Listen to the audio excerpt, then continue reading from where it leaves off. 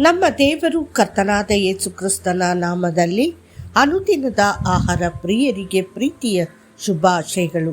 2025 July ತಿಂಗಳ 2ನೇ ತಾರೀಕಿನ ಬುಧವಾರದ ದೇವರ ವಾಕ್ಯವು ರೆಬೆಕ್ಕಳ ಭುಜ.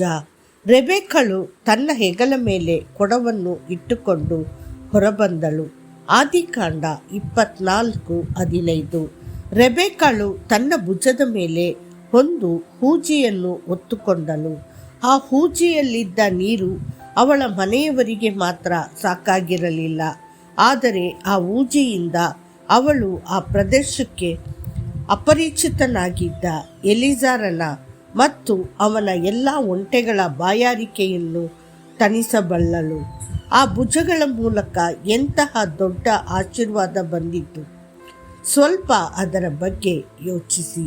ರೆಬೆಕ್ಕಳ ಹೂಜಿ ಖಾಲಿಯಾಗಿರಲಿಲ್ಲ, ಅದು ತುಂಬಿದ ಪಾತ್ರೆಯಾಗಿತ್ತು. ಆಳವಾದ ಬಾವಿಯಿಂದ ನೀರು ಸೇದಲಾಗಿತ್ತು. ಸ್ವಾಭಾವಿಕವಾಗಿ ಅದನ್ನು ಹೊತ್ತುಕೊಳ್ಳುವುದು ಭಾರವಾಗಿರುತ್ತಿತ್ತು. ಆದರೂ ಅವಳು ತಾಳ್ಮೆಯಿಂದ ತನ್ನ ಹೆಗಲ ಮೇಲೆ ಆ ಭಾರವನ್ನು ಹೊತ್ತುಕೊಂಡಿದ್ದರಿಂದ ಅವಳು ತನ್ನ ಕುಟುಂಬವನ್ನು ಮತ್ತು ಸಂಪೂರ್ಣವಾಗಿ ಅಪರಿಚಿತರನ್ನು ಸಹ ಆಶೀರ್ವದಿಸಲು ಸಾಧ್ಯವಾಯಿತು. ಒಬ್ಬ ಯುವತಿಯ ಹೆಗಲಿನಿಂದ ಇಷ್ಟೊಂದು ಒಳ್ಳೆಯದು ಬರಲು ಸಾಧ್ಯವಾದರೆ ಕ್ರಿಸ್ತನ ಹೆಗಲಿನಿಂದ ಇನ್ನೆಷ್ಟು ಹೆಚ್ಚು ಆಶೀರ್ವಾದ ಬರಲು ಸಾಧ್ಯ. ಆತನೇ ಎಲ್ಲ ಒಳ್ಳೆಯತನ, ಕೃಪೆ ಮತ್ತು ಆಶೀರ್ವಾದದ ಮೂಲ. ಆತನ ಭುಜಗಳು ನಮ್ಮ ಎಲ್ಲ ಹೊರೆಗಳನ್ನು ಹೊರಲು ಬಲವಾಗಿವೆ.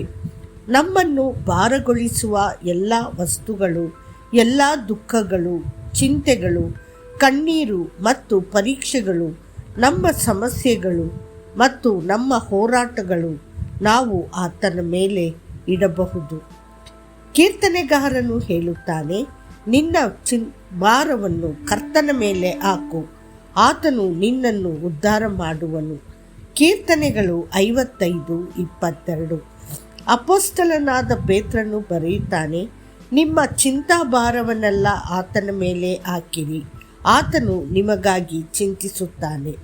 1 ಪೇತ್ರ 5:7. ಹೌದು, ಕರ್ತನು ನಿಮಗಾಗಿ ಚಿಂತಿಸುತ್ತಾನೆ. ಆತನು ನಿಮ್ಮನ್ನು ಬೆಂಬಲಿಸುವನು. ನಿಮ್ಮನ್ನು ಭಾರಗೊಳಿಸುವ ಪ್ರತಿಯೊಂದು ಹೊರೆಯನ್ನು ಹೊರಲು ಆತನ ಭುಜಗಳು ಬಲವಾಗಿವೆ. ನೀವು ಎಷ್ಟು ಕಾಲ ನಿಮ್ಮ ಸ್ವಂತ ದುಃಖಗಳನ್ನು ಹೊತ್ತುಕೊಳ್ಳುತ್ತೀರಿ? ಅದು ಸಾಲದ ಹೊರೆಯಾಗಿರಲಿ, ಕುಟುಂಬದ ತೊಂದರೆಗಳಾಗಿರಲಿ, ಸುಳ್ಳು ಆರೋಪಗಳಾಗಿರಲಿ ಅಥವಾ ಪಾಪದ ಭಾರವಾಗಿರಲಿ. ನೀವು ಅವುಗಳನ್ನು ಇನ್ನು ಮುಂದೆ ನಿಮ್ಮ ಸ್ವಂತ ಶಕ್ತಿಯಿಂದ ಹೊರುವ ಅಗತ್ಯವಿಲ್ಲ. ಇಂದು ಅದನ್ನೆಲ್ಲ ಕರ್ತನ ಹೆಗಲ ಮೇಲೆ ಹಾಕಿರಿ. ಕೃತಜ್ಞತಾ ಸ್ತುತಿಯೊಂದಿಗೆ ಆತನನ್ನು ಸ್ತುತಿಸಿರಿ.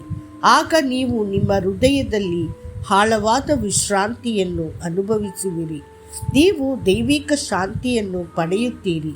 ನಿಮ್ಮ ಆತ್ಮದಲ್ಲಿ ದೊಡ್ಡ ಬಿಡುಗಡೆ ಮತ್ತು ಉಲ್ಲಾಸ ಇರುತ್ತದೆ. ಆತ್ಮವಿಶ್ವಾಸದಿಂದ ನೀವು ಸಹ ಹೀಗೆ ಹೇಳಬಹುದು, ಕರ್ತನು ನನಗೆ ಸಂಬಂಧಿಸಿದ ಎಲ್ಲವನ್ನೂ ಪೂರ್ಣಗೊಳಿಸುತ್ತಾನೆ. ಕೀರ್ತನೆಗಳು 138:8. ಕ್ರಿಸ್ತನು ನಮ್ಮ ಪಾಪಗಳು, ಶಾಪಗಳು, ರೋಗಗಳು, ದೌರ್ಬಲ್ಯಗಳು ಮತ್ತು ದುಃಖಗಳನ್ನು ಈಗಾಗಲೇ ಹೊತ್ತುಕೊಂಡಿದ್ದಾನೆ. ಇಂದಿಗೂ ಸಹ ಅವನು ನಿಮ್ಮ ಹೊರೆಗಳನ್ನು ಹೊರಲು ಹಾತೊರೆಯುತ್ತಾನೆ. ಪ್ರೀತಿಯ ದೇವರ ಮಕ್ಕಳೇ, ನಿಮ್ಮ ಎಲ್ಲ ಚಿಂತೆಗಳನ್ನು ಕರ್ತನ ಮೇಲೆ ಹಾಕಿರಿ.